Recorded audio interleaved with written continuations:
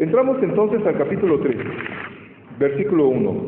Al final del capítulo 2 veíamos el asunto con respecto al día de reposo y que los religiosos le señalaban al Señor algo que estaban haciendo que hicieron sus discípulos el día de reposo, y sirvió para señalar al Señor con respecto a esto.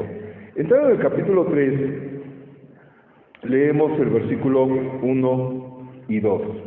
Dice así: Otra vez entró Jesús en la sinagoga, y había allí un hombre que tenía seca una mano, y le acechaban para ver si en el día de reposo le sanaría, a fin de poder acusarle.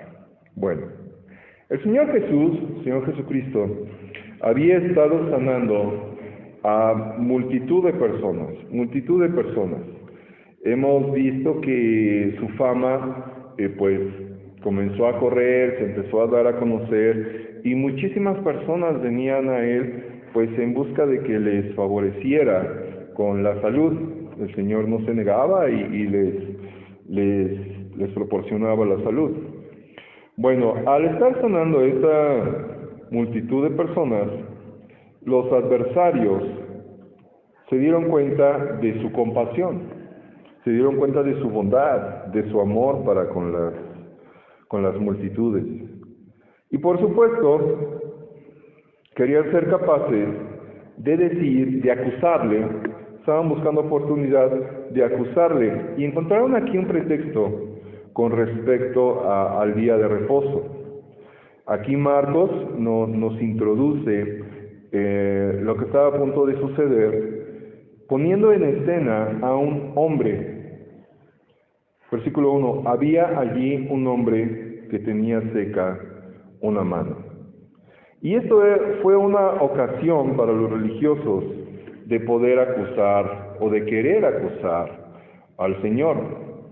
Sus enemigos se encontraban allí observándole y comenzando a vigilarle para poder encontrar esta excusa, por débil que pareciera, para poder presentar cargos contra el Señor. Dice en el versículo 2, y le acechaban. Cuando dice aquí le acechaban, viene a mi mente un lobo, ¿no? Un cazador, alguien que está buscando a una presa. Entonces esa es la actitud de los religiosos, que le estaban acechando. ¿Con qué propósito? Para poder acusarle. Pero por supuesto esto presenta una ocasión para darnos cuenta del carácter del Señor. Entonces ahí están sus enemigos, vemos la escena, y ellos sinceramente no tuvieron que esperar mucho. No pasó mucho tiempo, yo creo fue algo continuo, de hecho sí, e inmediato, porque vamos a observar lo que el Señor hizo leyendo los versículos 3 y 4. Dice así: Entonces dijo al hombre que tenía la mano seca, levántate y ponte en medio. No obstante, pudiera parecer que son los enemigos quienes están fraguando esta escena. Todavía el Señor enfatiza más la situación cuando se dirige a esta persona, a este hombre, y le dice, levántate y ponte en medio. Como queriendo decir el Señor, lo que voy a hacer, lo que va a suceder enseguida, debe de estar a la vista de todos, que nadie pierda detalle, debe de estar a la vista de todos. Una vez que este hombre, entendemos que obedeció, se levanta y se pone en medio, dice el versículo 4, y les dijo, aquí el Señor se dirige a todos, pero principalmente podemos entender que la pregunta va dirigida a los religiosos, y les dijo, ¿es lícito en los días de reposo hacer bien o hacer mal? ¿Salvar la vida o quitarla? Y luego dice aquí, pero ellos callaban. Por supuesto, esta pregunta, hasta la misma pregunta, pudiera parecer sin sentido, pudiera parecer una pregunta un poquito absurda, y no estoy diciendo que el Señor sea absurdo, sino a lo que me refiero es el énfasis que el Señor está haciendo para lo que quiere demostrar. ¿Quién va a contestar hacer mal? ¿Quién va a contestar así? Pues yo creo que nadie, ¿verdad? Ahí. ¿Quién va a contestar quitar la vida? Pues por supuesto que nadie va a contestar eso. En sí mismo esta pregunta lleva su respuesta. ¿Es lícito en los días de reposo hacer bien? ¿Salvar la vida? ¿O es lícito en los días de reposo hacer mal o quitar la vida? Versículo 5. Entonces, mirándolos alrededor con enojo, para las personas que dicen que Dios no se enoja, mirándolos alrededor con enojo, entristecido por la dureza de sus corazones, dijo al hombre: extiende tu mano. Y él la extendió, y la mano le fue restaurada sana. Bueno, ¿qué vemos aquí? En este caso, el Señor rompió toda una serie de tradiciones impuestas por sus enemigos, los religiosos, y se concentró en la esencia del propósito de Dios, al dar el día del reposo originalmente a Israel. Ellos no respondieron a su pregunta, porque la misma respuesta hubiera implicado incriminarse a sí mismos. Estamos observando que el Señor Jesús miró con enojo a los que le rodeaban. ¿Pueden ustedes imaginarse al Señor Jesucristo mirando con enojo? Yo creo que hasta se crisparía la piel. Yo creo no soportaríamos esa mirada del Señor con enojo, con disgusto.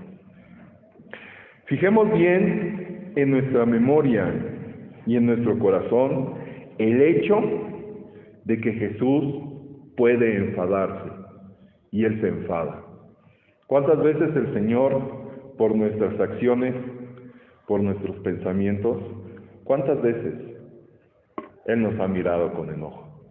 ¿Cuántas veces? Yo creo que pocas veces consideramos esto.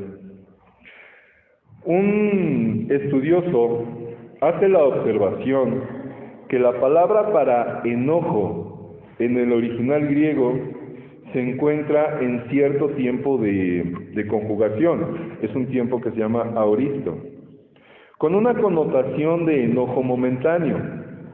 Y la palabra griega para entristecido, que está en el mismo versículo 5, entonces, mirándolos alrededor con enojo, entristecido por la dureza de sus corazones. Bueno, esta palabra griega entristecido está en tiempo presente, con el sentido de una tristeza continua, Entonces, ¿qué vemos aquí? Que la acción y el sentir del Señor es que tuvo un enojo momentáneo y una tristeza permanente. Un enojo momentáneo por la dureza del corazón de los religiosos y una tristeza permanente por la misma ocasión. Pero ese enojo momentáneo y la tristeza continua, de igual forma, puede manifestarse, repito, ante nuestros pensamientos y nuestras acciones. Y esto da la imagen de un padre que siempre está al pendiente de sus hijos. Y yo me lo puedo imaginar, ¿verdad? Y todos los que somos padres aquí. De repente, ante una acción, un pensamiento, un decir de mis hijos, otra vez, el enojo, la molestia, otra vez, y la tristeza, porque pues esa tristeza obedece a que el corazón de mis hijos todavía les falta mucho por aprender, todavía tienen mucho de carnalidad, Todavía tienen mucho de qué, ellos tienen que cambiar su actitud y si usted es padre, por supuesto, podemos entender esta acción y este momento con respecto al Señor, lo que está sucediendo allí. Cuando en este pasaje se nos dice que Él miró a su alrededor con enojo, se refiere a que les miró con un destello de ese sentir, con enojo. No con un resentimiento, ni un rencor premeditado que llevase dentro de él. Él siempre evidenció una tremenda tristeza debida a la dureza de sus corazones. Y esto, por supuesto, debemos de tenerlo, de guardarlo. Cuando Él mira con este destello de enojo, no es con un resentimiento, ni con un rencor premeditado. De ahí que como padres, y nos lo enseña el apóstol Pablo ahí en Efesios, pues no debemos de provocar a ir a nuestros hijos. No debemos de guardar ese enojo para con ellos. Debemos de hacer lo que debemos de hacer y ya no guardar ese enojo, porque si no tenemos cuidado, ese enojo se convierte en resentimiento. Continuamos el relato leyendo el versículo 6. Y salidos los fariseos, tomaron consejo con los herodianos contra él para destruirle. Como resultado de este incidente y todos los que vimos anteriormente, aquellos verdaderos sabuesos del odio, los religiosos, siguieron las huellas de Jesús y no se darían por vencidos hasta que fijaran sus brazos en la cruz del Calvario. Podemos darnos cuenta, fue el comienzo del plan y conjura para matarle. Nos damos cuenta leyendo el versículo 6, donde dice, tomaron consejo con los herodianos contra él para destruirle. Desde este momento, ellos comenzaron a fraguar y a buscar el instante, pues para acabar con el Señor. Nosotros sabemos que pues el Señor tiene control de todas las cosas y aún utilizó esto para, llegado el instante, pues ser apresado y ser juzgado y ser llevado a la muerte. Aquí vemos que se introduce una nueva escena y leemos los versículos 7 y 8. Mas Jesús se retiró al mar con sus discípulos y le siguió gran multitud de Galilea y de Judea, de Jerusalén, de Idumea, del otro lado del Jordán y de los alrededores de Tiro y de Sidón, oyendo cuán grandes cosas hacía. Grandes multitudes vinieron a él. Vemos que su fama continúa en aumento y observamos que gente procede de diversas zonas y comienzan a seguir a Jesús. Son diversas zonas las que nos menciona el versículo 7 y el versículo 8.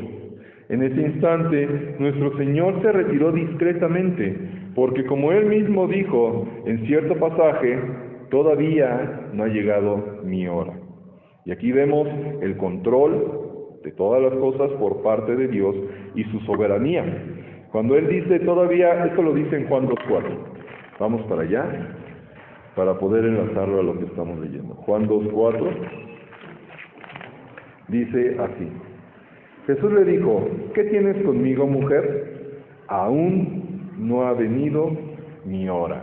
Esta frase de aún no ha venido mi hora nos hace a nosotros darnos cuenta que Dios tiene control de todas las cosas, ya que, aunque los religiosos comenzaron a fraguar ese plan, no fue sino hasta el tiempo de Dios cuando hubo el detonante para que se diera todo lo que culminó en la muerte en su muerte en la cruz del Calvario.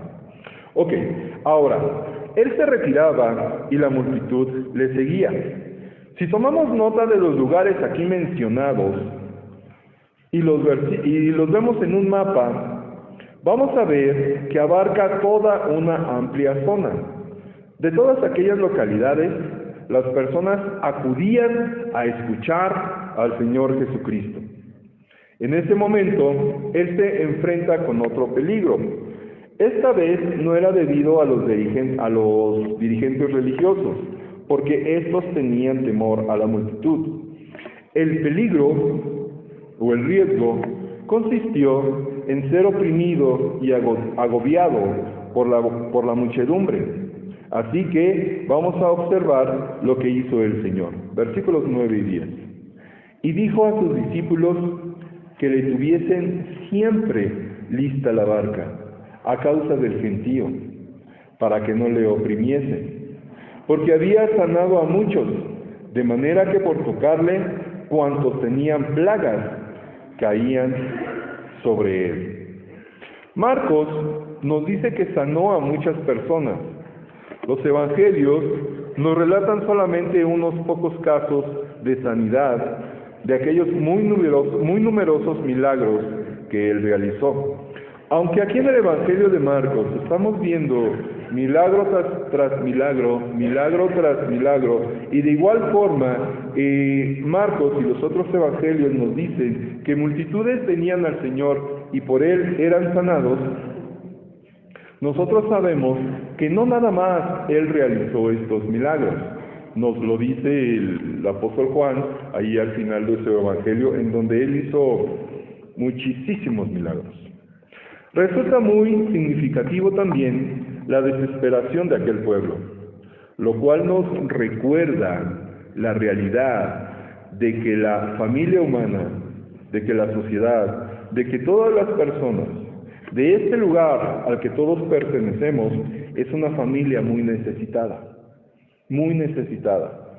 Y realmente, a veces nosotros caminamos con la vista hacia el piso y no nos damos cuenta de la necesidad de las personas a nuestro alrededor.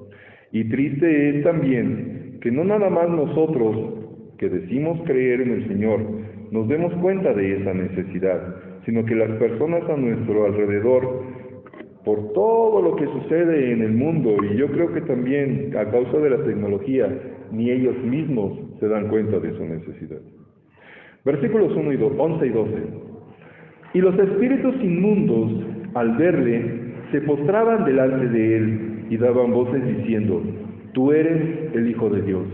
Mas él les reprendía mucho para que no le descubriesen. Vemos que los espíritus impuros le reconocían, y esto nuevamente a nosotros nos enfatiza la situación de que el Señor tiene toda autoridad y mucho más en el ámbito espiritual.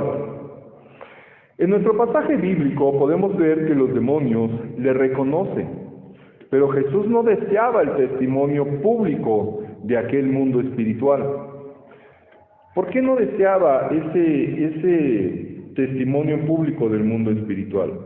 Porque por lo que en otra ocasión veíamos de que las personas al ver al Señor que satisfacía y que dio satisfacción a todas sus necesidades, que Él sanaba sus enfermedades y de que Él les proveía de alimento, y cuanto más ante la situación de que Él teniendo control del mundo espiritual y sacaba demonios, pues por supuesto las personas fue por lo que quisieron hacerle y tomarle como rey.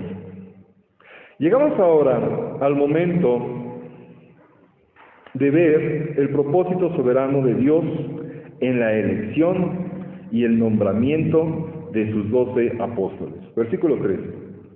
Después subió al monte y llamó así a los que él quiso, y vinieron a él.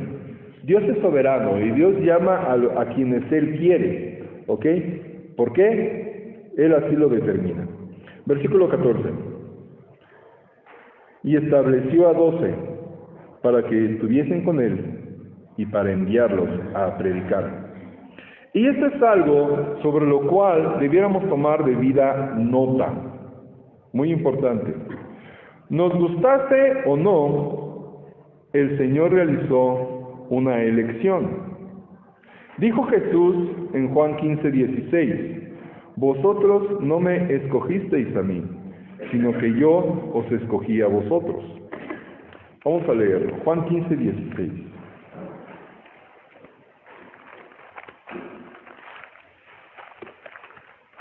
Y el punto aquí, hermanos, es poder enfatizar un poquito acerca de la soberanía de Dios. Juan 15:16 dice: no me elegisteis vosotros a mí, sino que yo os elegí a vosotros, y os he puesto para que vayáis y llevéis fruto, y vuestro fruto permanezca, para que todo lo que pidiereis al Padre en mi nombre, Él os lo dé. Este asunto, hermanos, de la soberanía de Dios con respecto a la elección, si nosotros no tenemos cuidado, podemos darle una mala interpretación, en el sentido de que como Dios elige y yo no me siento elegido, pues me hago un lado. No es así como nosotros debemos de darle la interpretación a la soberanía de Dios, a las decisiones que Él toma. Nosotros debemos de saber que formamos parte de un plan divino, de un plan perfecto, y que nosotros podemos tener y tenemos parte en ese plan. El punto es que nosotros estemos en el lugar correcto. ¿Y cómo voy a saber que estoy en el lugar correcto? Aquí mismo en Juan, en este mismo capítulo, en el versículo 7 dice así: si permanecieseis en mí, y mis palabras permanecen en vosotros, pedid todo lo que queréis, y os será hecho. La clave, hermanos, para poder nosotros encontrar nuestro lugar en el plan divino y en el plan perfecto, es permanecer en el Señor. De verdad que muchas veces, ante esta situación de que leemos o escuchamos acerca de la soberanía de Dios y de que Él, por supuesto, elige a quien Él quiere, de repente nosotros nos hacemos menos y decimos: no, pues yo no tengo nada que ver con la obra de Dios. Yo no soy capaz en la obra de Dios. Y tiene usted razón. Nosotros no somos capaces en la obra de Dios. Nadie de aquí es capaz. De hecho, nadie es capaz en la obra de Dios. Pero por eso el Señor nos enseña y es enfático, pero nosotros a veces como si no lo viéramos. Es necesario permanecer en el Señor. ¿Cómo es que nosotros podemos permanecer en el Señor? Aquí mismo en Juan, ya nos vamos es la palabra de Dios, no hay problema, por supuesto que no hay problema. Aquí mismo en Juan, en el capítulo 15, nos da esta figura con respecto a la vid verdadera, de que nosotros debemos de permanecer en Él. Versículo 4: permaneced en mí y yo en vosotros. Como el pámpano no puede llevar fruto por sí mismo si no permanece en la vid, así tampoco vosotros si no permanecéis en mí. Yo soy la vid, vosotros los pámpanos. El que permanece en mí y yo en él, este lleva mucho fruto, porque separados de mí nada podéis hacer. Yo me atrevo a decir que para poder entenderlo, para que nuestra cabeza lo pueda entender y nuestro corazón lo pueda asimilar, deberíamos de necesitar la palabra nada como muchas veces en este versículo. Muchas veces. Recalcado para nosotros. En donde dice: porque separados de mí, nada, absolutamente nada podéis hacer. De ahí la necesidad de que nosotros debemos de permanecer en Dios. ¿Y cómo nosotros vamos a permanecer en Dios? Hermano Luis, yo vengo a la iglesia, permanezco en Dios. Es una bendición venir a la iglesia. Usted, no le hacemos un favor a Dios viniendo a la iglesia. Es nuestra necesidad venir a la iglesia. Pero no nada más venir a la iglesia, sino que todos los días, de manera, he aprendido yo estas palabras al querer expresar la necesidad nuestra. Una comunión y una relación constante y creciente con Dios. Y es de esa manera como nosotros vamos a permanecer en Él. Y solamente nosotros permaneciendo en una relación constante y creciente con nuestro Dios, es como nos vamos a dar cuenta de nuestro lugar en el plan divino de Dios. Y vamos a darnos cuenta de que en su soberanía, Él nos ha elegido para algo. Hermano, de verdad, usted tiene una habilidad, usted tiene un don, usted tiene algo que Dios le ha dado para poder funcionar y participar en la obra de Dios. Hermano, ¿cuál es esa habilidad? ¿Cuál es ese don que Dios me ha dado? Venga, sirva, intégrese, participe y se va a dar cuenta de cuál es esa habilidad. Se va a dar cuenta de cuál es ese don. Si no lo hemos descubierto, es porque no nos hemos prestado a servir a Dios. Personas, a veces nos sentimos que no servimos. No, es que yo no sirvo para esto, yo no sirvo para lo otro. Pero ¿cómo te vas a dar cuenta si no sirves? Si no sirves, me explico, hasta pudiera ser, hasta se escucha así como paradójico. ¿Cómo te vas a dar cuenta si no sirves? Si no sirves. Cuando nosotros tenemos una actitud de servicio, nos vamos a dar cuenta de nuestra aptitud para servir. Se lo vuelvo a repetir, cuando nosotros tenemos una actitud de servicio, nos vamos a dar cuenta de nuestra aptitud para servir. Vamos a saber en dónde funcionamos. Vamos a descubrir y hasta nos va a encantar y lo vamos a hacer con más gusto. Nos vamos a dar cuenta de lo que Dios nos ha dado para poder servirle. De ahí que Dios nos ha elegido a nosotros. Sí, el Señor escogió a 12 apóstoles. El Señor escoge y selecciona y llama a pastores, a maestros. Pero como el apóstol Pablo lo narra en Corintios, todos formamos parte del cuerpo de Dios. Todos formamos parte de la iglesia. Dios nos ha salvado. Dios ha comenzado en nosotros una obra buena. Y Él va a permanecer con nosotros. Y Él nos va a ayudar. Pero si nosotros no nos prestamos, pues nada va a suceder. Absolutamente nada. En este pasaje, regresando, estamos en Marcos. En este pasaje, el Señor llama, pero también vemos que estas personas, estos hombres, respondieron a su invitación. ¿Recuerda usted cómo el Señor llamó a Leví y Leví se levantó? Los versículos 14 y 15 dice así: y estableció a 12 para que estuviesen con él y para enviarlos a predicar, y que tuviesen autoridad para sanar enfermedades y para echar fuera demonios. Y enseguida vemos la lista de estas personas. En este momento el Señor, por supuesto, llama a los apóstoles, y a partir de entonces fueron enviados como mensajeros con un ministerio concreto, separado especialmente para servir al Señor. También fueron apartados de Él en el sentido de que Él no iría con ellos, físicamente hablando. Marcos no nos da aquí los detalles, pero en el Evangelio de Mateo queda registrado para nosotros este mensaje y el método que debían de seguir en aquel momento concreto. Está en el capítulo 10 de Mateo. En los versículos 16 al 19 se presenta la lista con los nombres de los apóstoles. ¿Recuerdan ustedes a los 5 primeros? ¿Quién dice los 5 primeros? Acuérdense, hermano. Los 2 primeros pares son carnales. Quiero decir hermanos de sangre, no.